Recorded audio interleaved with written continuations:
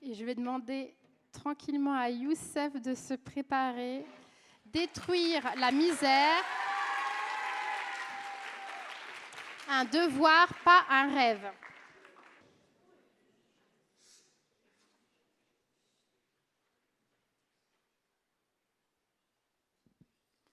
Mesdames et messieurs, aujourd'hui, je veux parler d'un fléau qui touche des millions de personnes à travers le monde.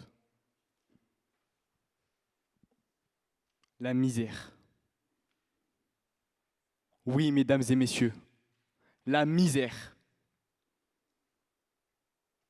Victor Hugo, en 1849, déclarait: je ne dis pas diminuer, amoindrir, limiter, circonscrire.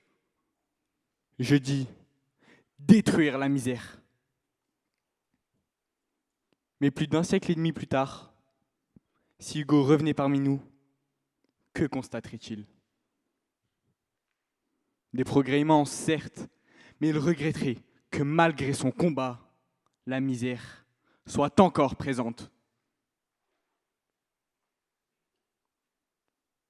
En 1990, plus de 35% de la population mondiale vivait dans l'extrême pauvreté. Mais aujourd'hui, cette proportion est encore de 8 à 9%. Des organisations internationales comme l'Organisation des Nations Unies coordonnent la lutte contre l'extrême pauvreté. Des milliers d'ONG interviennent en cas de famine, de catastrophes naturelles ou de conflits. Des États ont mis en place des systèmes de protection sociale, des aides au logement et des dispositifs de solidarité. Hugo verrait que l'idée même de justice sociale a progressé. Il verrait que la misère n'est plus considérée comme un ordre naturel des choses, mais bien comme un problème à résoudre.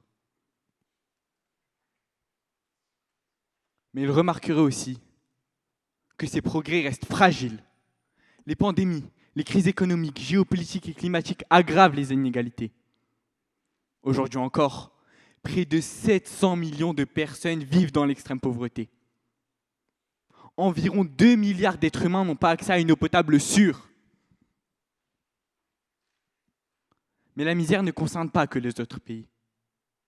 Elle est ici, dans notre pays, la France, pas loin d'ici, autour de nous, dans ces immeubles et ces maisons, près de nos collèges et de nos lycées. Vivent des familles dans la misère. Imaginez une famille. Un père qui travaille pour environ 1400 € par mois. Une mère sans emploi. 3 enfants. Un enfant coûte entre 500 et 800 € par mois. 3 enfants, cela fait environ 1500 € par mois. Ajoutez à cela le loyer, l'électricité, le gaz, les transports. On arrive à plus de 2000 € de dépenses pour 1400 € de revenus. Comment font-ils? Alors oui, il y a les aides, mais elles ne suffisent pas. Voici le témoignage d'un père dans cette situation. Je me lève tôt, souvent avant que le jour ne s'installe vraiment. Le chauffage, je l'ai baissé depuis longtemps. On s'habitue au froid, comme on s'habitue à compter chaque pièce. Vivre avec peu, ce n'est pas seulement manquer d'argent. C'est apprendre à disparaître un peu. Et pourtant, on continue. Parce qu'il faut bien, parce qu'il y a les enfants, et surtout, parce qu'il nous reste une forme de dignité. En France, la misère est bien réelle. 350 000 sans domicile dorment dans les rues de France. 900 000 ménages incapables de payer leur loyer. 750 000 personnes âgées isolées, sans compter les étudiants, contraints de choisir entre se nourrir et se chauffer. La misère, ce n'est pas seulement le manque d'argent. C'est une mort sociale. C'est l'exclusion, l'humiliation, la perte de dignité. C'est encore le sentiment d'être invisible. Mais ce qui rend la situation plus révoltante encore, c'est que les richesses mondiales n'ont jamais été aussi importantes. L'écart entre les plus riches et les plus pauvres se creuse. Les moyens existent. La question n'est pas celle de l'impossibilité, mais celle de la volonté. Le problème, ce n'est pas le manque de richesse. Le problème, c'est le partage de celle-ci. Qu'est-ce qui révolterait à nouveau Hugo aujourd'hui? Il hurlerait que de tels faits engagent la conscience de la société tout entière. Il nous rappellerait qu'une société ne se juge pas à la richesse de ses élites, mais à la manière dont elle traite les plus vulnérables. Car la misère brise plus que des vies individuelles. Elle fragilise la démocratie. Elle alimente la violence.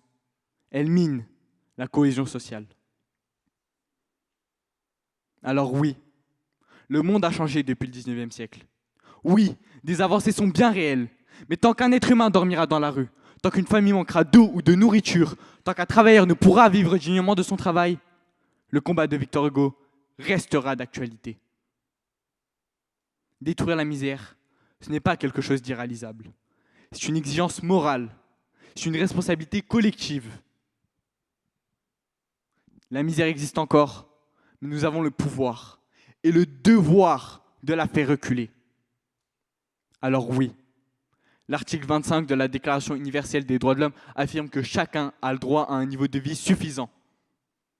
À l'école, on apprend ces mots, on les lit, on les comprend.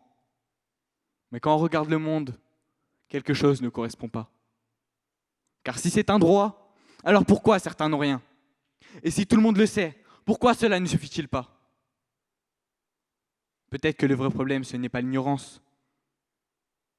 Peut-être que le vrai problème, c'est l'indifférence. Hugo nous avait prévenus. Il ne nous demandait pas que l'on compatisse. Il nous demandait que l'on agisse. Alors que faisons-nous, nous, pour qu'elle disparaisse? Je répondrai en concluant que tant que nous détournons le regard, elle continuera d'exister. Mais le jour où chacun refusera de l'accepter, alors enfin, elle commencera à reculer. Merci pour votre attention.